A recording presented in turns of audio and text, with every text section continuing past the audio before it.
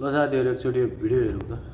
भर्खरै यहाँ चाहिँ ज्ञापन पत्र तपाईहरुले मलाई बुझाउनु भएको छ शिक्षाको बारेमा, स्वास्थ्यको बारेमा, सडक सञ्जालको बारेमा र अनि यो नेटवर्कले काम गरिराखेको छैन भन्ने। रुकुम भनेको प्रचण्ड अहिले त्यहाँ जुन ठाउँमा छन् त्यहाँसम्म पुर्याउनलाई चाहिँ रुकुमेलीहरूको ठुलो भन्दा पनि ठुलो योगदान छ।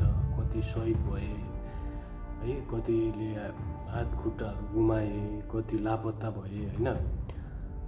तर अहिलेसम्म पनि हाम्रो रुकुममा नेटले अथवा कुनै शिक्षा बाटोघाटो कुनै पनि तरिकाले विकास भएको छैन क्या।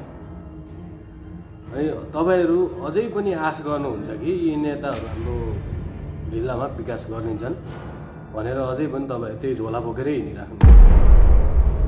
यी गरिदिन्छन् तपाईहरुलाई विकास। अहिले नै यतिखेर मौका छ तपाईहरुलाई।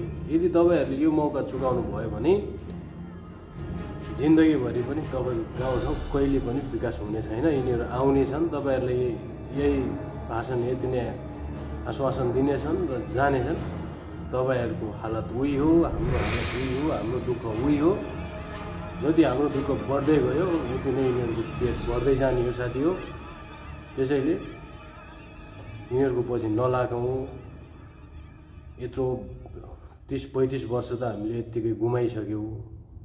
अब चाहिँ केही 5 वर्ष भए पनि हाम्रा केही नयाँ शक्ति युवाहरूलाई दिउँ र अझै पनि मूर्ख बन्न बन्द गरौँ।